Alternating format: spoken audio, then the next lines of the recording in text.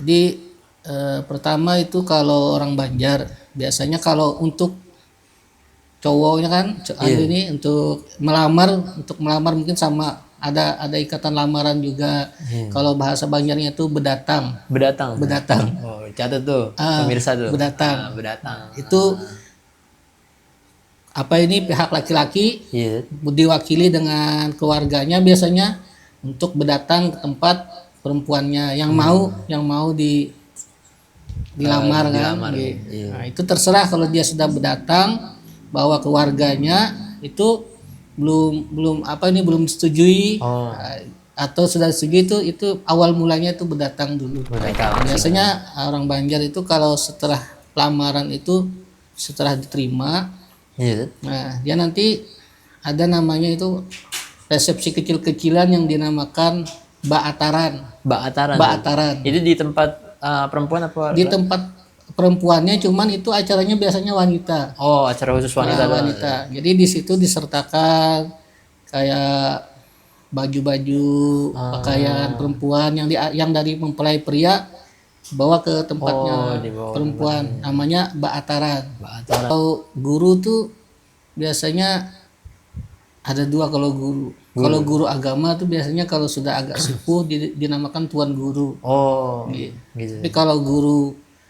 agama umpamanya dia ngajar di pondok apa itu bisa dipanggil guru, tapi sekarang nih ada yang dipanggil ustadz juga. Oh, gitu.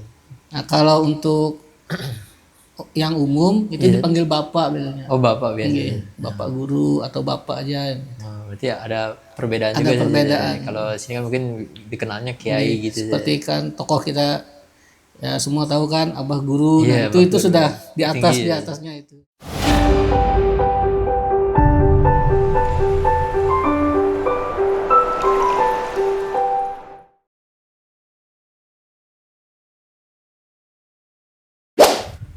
Bismillahirrahmanirrahim. Assalamualaikum warahmatullahi wabarakatuh. Waalaikumsalam. Alhamdulillah sahabat Diksi Alafia yang insya Allah dirahmati oleh Allah Subhanahu wa Ta'ala. Pada kesempatan ini saya sebagai host Diki Setiadi kembali menemani pemirsa yang nonton di YouTube mengenai membicarakan tentang bagaimana konsep-konsep keislaman, konsep-konsep kebudayaan kita angkat atau kita coba gali dalam Diksi Alafia. Mungkin sebelum kita beranjak, saya sebagai host, saya berusaha untuk memantik pembicaraan yang mungkin berkaitan dengan apa yang ingin kami bahas pada kesempatan kali ini. Yaitu ada sebuah hadis yang berbunyi, Kullu mauludin yuladu alal fitrah fa'abawahu yuhawidanihi au yunasiranihi au yumbajisanihi. Hadis itu mungkin membicarakan tentang bagaimana konsep fitrah dalam Islam yang menempel dalam hidup manusia gitu.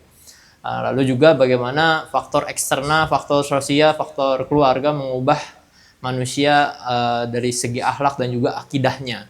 Nah, sehingga hal ini juga dikuatkan dalam teori pendidikan di Barat, yaitu teori konstruktivisme yang dipopulerkan oleh Vygotsky yang menyatakan bahwasanya anak-anak itu tumbuh kembang kognitifnya itu juga dipengaruhi oleh lingkungan sosialnya. Oleh karena itu, pada Diksi Alafia kesempatan kali ini saya sedang bersama dengan Ustadz Ahmad Firdaus, Ustadz. Alhamdulillah, Ustadz. Alhamdulillah, Ustadz, antum bisa nyampe ke Jakarta, Ustadz. Saya boleh panggil Ustadz Firdaus, Ustadz. Ustadz Firdaus ini asalnya dari suku Banjar, ya? Dari Suku Banjar, Kalimantan mana, Ustadz? Kalimantan Tengah. Kalimantan Tengah, Tepatnya di Kabupaten Katingan, di Palangkaraya, ya? Desa Hampalit, Kerengpangi. Oh, Kalimantan. Oh, oke. Beliau ini dari Kalimantan, pemirsa semuanya. Jadi beliau mungkin lagi ada di Jakarta lagi ya. Iya, sekalian silaturahmi ini ya Ustadz Irfan. Waduh, alhamdulillah, Ustadz, bisa ketemu, Ustadz. Alhamdulillah. Bisa berkesempatan mengisi di Diksi Alafia kali ini. Alhamdulillah. Iya. Insya Allah. Jadi kita akan mengulik dan juga bagaimana kita akan menggali tradisi-tradisi di suku Banjar, Ustadz. Nah, bagaimana tradisi suku Banjar mungkin banyak banget nilai keislaman ya, Ustadz, ya. Banyak kalau nilai keislaman suku Banjar. Ustadz sendiri kalau di Kalimantan kegiatannya apa gitu? Kalau kita pertama untuk usaha untuk sekarang ini kita dagang. Oh, dagang, Ustadz. Cuman kalau dari segi kegiatan luar itu sekarang alhamdulillah menjadi wakil ketua Basnas Oh, Kabupaten Katingan. Oh, masya Allah. Ustaz. Sekarang ada dakwah-dakwah juga sedikit untuk mengisi kegiatan.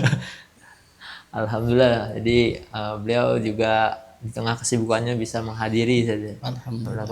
Tadi juga mungkin hadir awalnya juga luar Batang. Ya, Halusen luar Batang. Ya, alhamdulillah.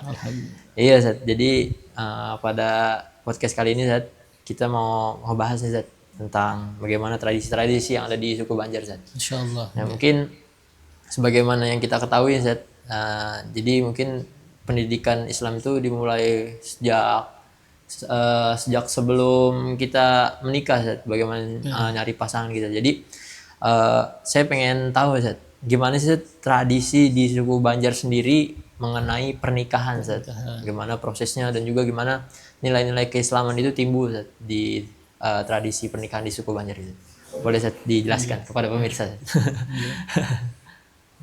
Bismillahirrahmanirrahim. Assalamualaikum warahmatullahi wabarakatuh. Waalaikumsalam. Alhamdulillahirabbil alamin wassalatu wassalamu ala asrafil anbiya wal mursalin sayyidina wa maulana Muhammadin wa ala alihi wa ashabihi ajma'in, amma ba'd.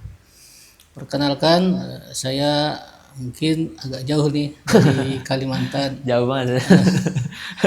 Khususnya kita berada di Kalimantan Tengah.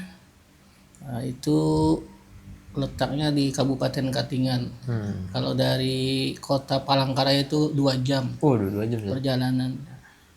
Untuk tinggal di sana itu dari kecil. Tapi kalau suku aslinya memang kita suku Banjar. Cuman karena hijrah orang tua dari sebelum kita lahir sudah hijrah ke Kalimantan Tengah. Makanya kalau ditanya saya sukunya apa, saya bilang Banjar, cuman mukimnya sudah di Palangkaraya, jadi kelahirannya pun di Palangkaraya. Ya baik, langsung aja untuk perkenalan dulu mungkin lah. Nama saya Haji Ahmad Firdaus, SHI, Sarjana Hukum Islam. Pernikahan, Zat. Pernikahan, tentang pernikahan ya. Pertama untuk memperkenalkan dulu, suku Banjar itu bukan satu-satunya suku yang ada di Kalimantan. Oh iya. Dia ada suku Melayu, ada suku Dayak. Oh iya. Cuma kenapa Banjar yang lebih menonjol untuk Banjarmasin, Palangkaraya, terus Kaltim itu Samarinda, karena suku Banjar ini sifatnya apa ya? Kalau ini dia suka berdagang, jadi keluar itu, jadi seluruh Kalimantan itu hampir rata-rata ada suku Banjar. Menyebar, Zat, ya. Iya. Kata Banjar sendiri itu diartikan kalau bahasa Banjarnya ini bejejer. Jadi bejejer. jadi dia itu dulu ada satu perkampungan di pinggir-pinggir sungai. Nah, dengan rumah-rumah panggungnya pinggir-pinggir itu berjejer lalu Banjar. Dari situ ya. Nah, itu gelar suku Banjarnya. Dan mayoritas memang kalau orang Banjar itu agamanya insya Allah Islam semua. Hampir jarang ditemui untuk agama selain Islam kalau untuk suku Banjar. Jarang. Cuman dia masih saudara sama Dayak tuh. Masih saudara. Jadi masih ada ikatan pertalian. Karena asalnya juga Banjar itu kan dari suku Dayak, cuman karena sudah ada kerajaannya dulu. Jadi kerajaan Banjar itu pertama kali dipimpin oleh Pangeran Suryansah. Beliau itu sebenarnya agamanya bukan Islam sebelumnya. Jadi Pangeran Suryansah itu nama sebelum Islamnya Pangeran Samudra. Jadi Pangeran Samudra. Terus yang mengislamkannya ini adalah Kesultanan Banten. Jadi Kesultanan Banten diutuslah salah satunya itu dinamakan Patih Dayan. Patih Dayan diutus. Nah, itu karena ada pergolakan politik waktu itu antara negara Daha. Jadi dulu ada di Banjar itu namanya negara Daha. Dan salah satu pangeran putra mahkotanya ini Pangeran Samudra. Cuman karena itu ada politik perebutan kekuasaan kan. Jadi Pangeran Samudra minta bantuan sama Kerajaan Demak. Lalu dibantu. Setelah dia bisa menaklukkan Banjar, lalu diutuslah dari Kerajaan Demak bernama Patih Dayan. Jadi Patih Dayan yang mengislamkan pertama kali Pangeran Samudra, maka dirubahlah namanya menjadi Pangeran Suryansah Suryansa. pada abad ke-17. Iya, jadi awal Sekitar mula suku abad Banjar itu. awal suku Banjar memeluk Islam semua. Jadi dari itulah besar sekali jasa daripada Pangeran Suryansah itu, dia mengislamkan seluruh rakyatnya yang beragama, yang suku Banjar ini Islam semua. Oh, Dengan kebijaksanaannya, ya akhirnya seluruh orang Islam, seluruh suku Banjar tuh beragama Islam. sampai sekarang ya. Hampir semua. Iya, Mungkin ada beberapa yang agama lain itu, cuman biasanya itu akibat ada perkawinan atau apa, jadi mungkin dia beralih ke agama lain. Iya. Jadi untuk kebudayaan Dia saya rasa itu sama dengan Betawi, karena saya ada baca bukunya Ustadz Irfan ini yang bernama Pendidikan Islam dalam Tradisi Betawi. iya. Itu hampir sama semua dengan Hampir sama, ya. dengan Ada suku Banjar. ada hubungan. Ada hubungan kayaknya. Iya. Cuman ya pertama itu nilai-nilai keislamannya sungguh sangat kental. Iya. Sama seperti Betawi. Cuman beda suku aja. Cuma sama beda apa ini? Bahasa kan. Ada bahasa. Ya. Iya.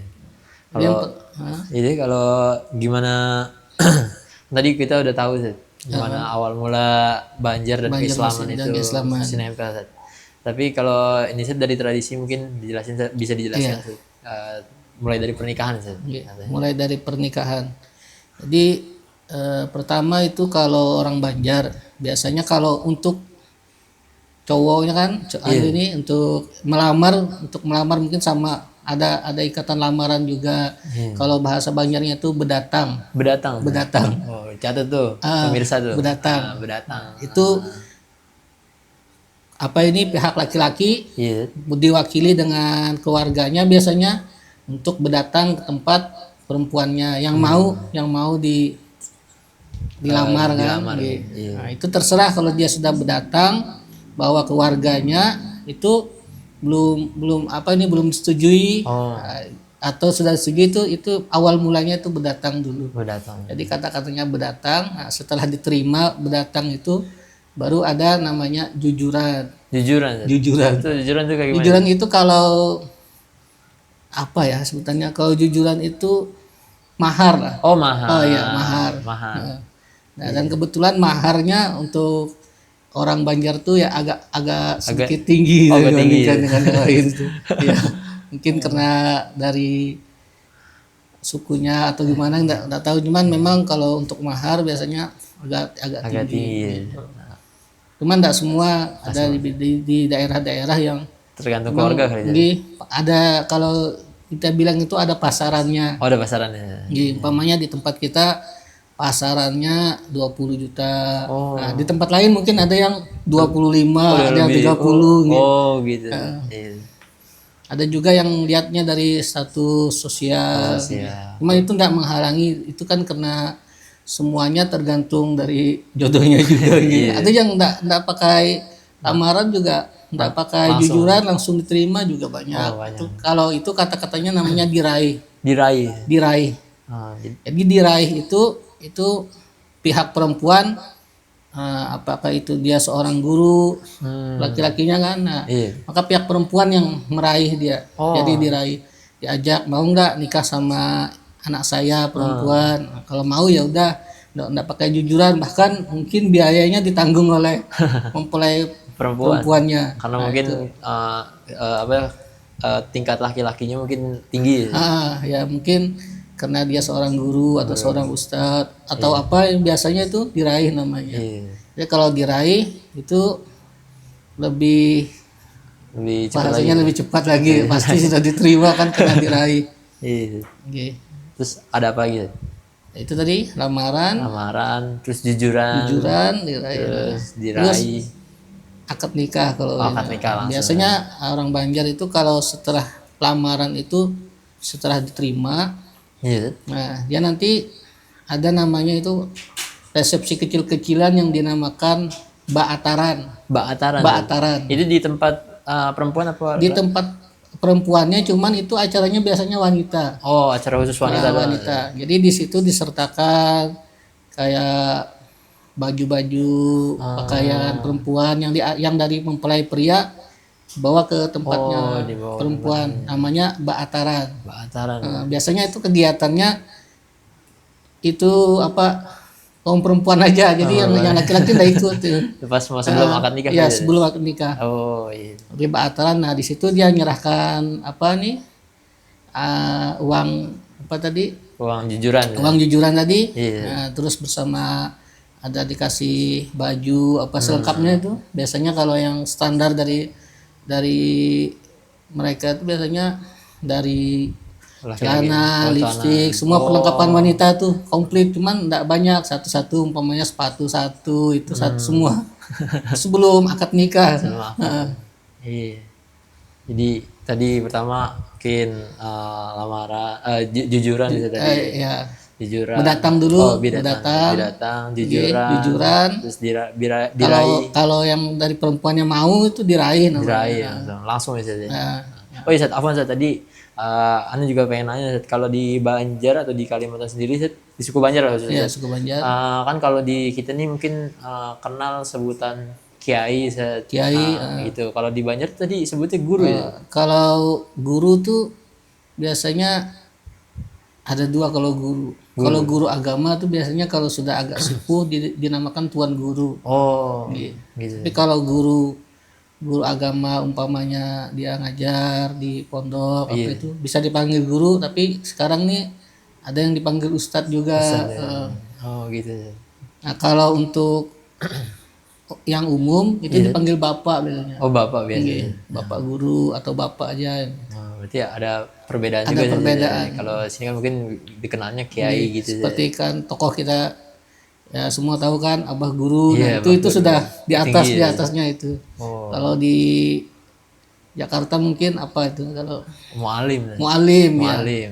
Mu'alim memang sebenarnya di Banjar pun dulu sebutannya mu'alim. Oh dulu sebutan mu'alim. Cuman karena di kampung-kampung tuh namanya mu'alim syukur itu ada mu'alim tuan haji, ada juga dulu. Tuan haji itu biasanya dipanggil tunji. Tunji singkat tunji.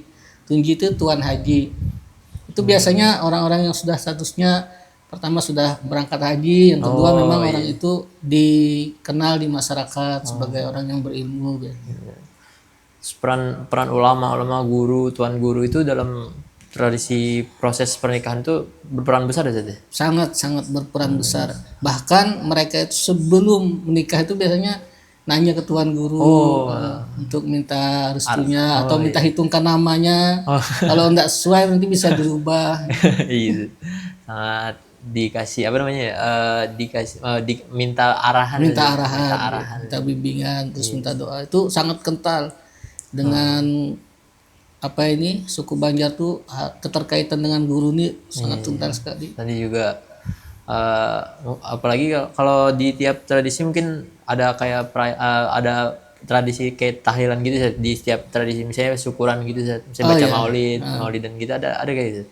Oh itu sudah kalau di suku Banjar tuh terutama khususnya daerah hulu sungai biasanya tuh, itu maulidan itu sudah hampir ada yang tiap malam, ada yang tiap minggu tuh sudah ada terus kalau itu maulidan. Kalau di tradisi pernikahan nih Zat, kan kalau Betawi Zat, mungkin kayak sebelum akad nikah Zat, di rumah calon perempuan itu Zat, sering ngadain dulu maulidan Zat gitu. Apa kalau sebelum pas lagi namanya ada ngejotan kalau di Betawi Zat, terus ada tahlilan. Apa di Banjar juga kayak gitu Zat, setiap tradisi, setiap prosesnya Zat, ada kayak tahlilan lah, ada maulidan Zat, tradisi pernikahan Zat.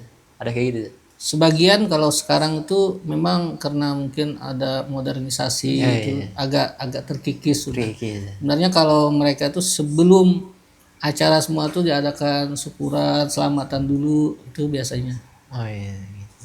Tapi ya karena perkembangan zaman mungkin lah mau praktis jadi perubahan itu juga ada. Sangat terasa daripada ya orang-orang tua dulu itu ada perubahan. Oke, Zat. Tadi mungkin udah jelasin tentang tradisi pernikahan. Mungkin kita langsung beranjak tadi Zat, ke tradisi akhir hidup manusia, Zat. Tradisi kematian, Zat. tentang kematian. Iya, Zat. Kan kalau di Betawi kita kenal tentang 3 harian lah, 7 harian lah, 40 harian, 100 harian, sampai ngadain haul, sampai mungkin pemirsa yang nonton di Diksi Alafia mungkin sebelumnya udah nonton gitu tentang bagaimana bakti, termasuk bakti kepada orang tua tuh ngadain haul. Ngadain haul. Ngadain haul. Mungkin tradisi ketika orang meninggal di suku Banjar tuh kayak gimana sih? Ya, pertama itu kayaknya ndak ada beda sama Betawi. Ada beda ya. Jadi ketika ada seseorang yang meninggal itu pertama sekali kan habis meninggal tuh yang pertama di itu kan biasanya habis sudah pengurusan, nah itu ada acara pertama turun tanah. Turun tanah. Iya, jadi acara turun tanah tuh setelah dikubur, Iya, Zat. itu di rumah duka itu mereka adakan tahlilan. Nah, tapi namanya turun tanah. Turun tanah. Nah, itu kalau di anunya dianggap 1 harian. 1 harian. Nah, jadi dia ada 1 hari, ada 2 hari, ada 3 hari, ada 7 hari, ada 25, ada 40, sama 100. 100. Baru haulnya 1 tahun sekali. Oh, gitu, Zat. Itu turun tanah tuh kalau pas yang hari pertama berarti misalnya kalau meninggalnya pagi, siangnya atau malamnya, Zat? Sudah langsung. Langsung Habis turun tanah umpamanya dia dimasukkan ke kubur ya? ke kuburnya zuhur, Iya. habis sholat zuhur, Langsung. acara di rumah. Oh, gitu. Itu yang pertama. Yang kedua, biasanya kalau ada kemampuan, biasanya mereka sebagai baktinya juga itu ada tunggu kubur 3 hari. Kubur. Oh, 3 hari. Jadi 3 hari itu enggak boleh ditinggalkan tuh kubur selama 3 hari. Nah, jadi mungkin sama juga kan mungkin ada di Betawi. Jadi ngaji kubur. Ngaji kubur. Ngaji kubur cuma 3 hari. Iya. Nah, dalam 3 hari ini umpamanya di situ ada sholat Jumat kan. Nah, ya. Yang laki-lakinya ini enggak boleh keluar kecuali digantikan dulu ada pihak perempuan yang nunggu kubur itu, baru yang ngaji kuburnya bisa sholat Jumat. Jadi memang betul-betul dijaga itu kubur, enggak boleh kosong. Ditemenin terus. Ditemenin terus selama 3 hari itu. Oh, gitu. Jadi biasanya ada anggotanya 3 orang, ada yang 5 orang, itu 1 orang menghatamkan Al-Quran selama 3 hari itu. Sama sih, hampir sama. Berarti emang Banjar sama Betawi tuh mirip-mirip. Mirip-mirip. Gitu. Ada lagi, Zat? Apa itu aja? Kalau untuk itunya ada bahilah juga. Bahilah itu apa? Bahilah itu bayar fidyah kalau. Oh, bayar fidyah. Jadi dari keluarga ya. Dari keluarga itu biasanya tapi sekarang tuh sudah agak mulai kurang gitu. Iya. Nah, tapi untuk ustadz-ustadz atau guru-guru itu masih dipertahankan itu. Memang bukan mazhab Imam Syafi'i kan, cuma itu untuk kayaknya kalau bahasa Banjarnya ini Baapik untuk menjaga, walaupun itu tuan guru besar tuh. Termasuk Syekh Muhammad Zaini kemarin ketika setelah meninggal dia ada bahkan amanah dari beliau bikin itu. Jadi beliau pesan juga kalau sudah meninggal nanti minta dihilahkan. Bahilah. Itu kalau sudah saya Muhammad Zaini yang hilah, apalagi kita kan. Cuman ya karena mungkin kena tradisi itu, karena mungkin bukan wajib, jadi kita tidak bisa maksa juga. Banyak orang yang meninggal. Gitu ya. Ada lagi, Zat? Apa? Ya mungkin gitu aja dulu. Oke, alhamdulillah, Zat. Ajib, Zat. Alhamdulillah, Zat. Jadi emang sebenarnya sih nggak terlalu jauh beda ya. Nggak terlalu jauh. Sama. Betawi sama Banjar tuh dekat banget. Sama.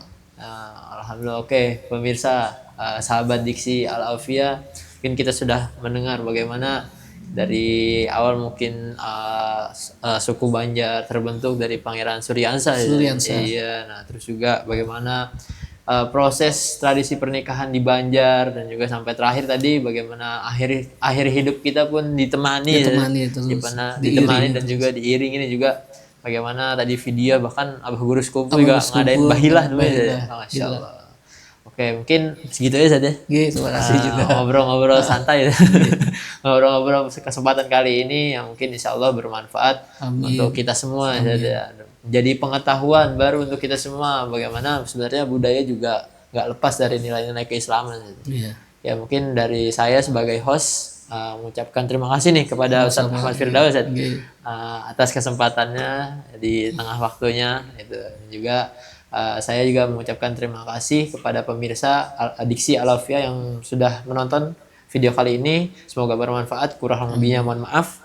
Wassalamualaikum warahmatullahi wabarakatuh. Waalaikumsalam warahmatullahi wabarakatuh.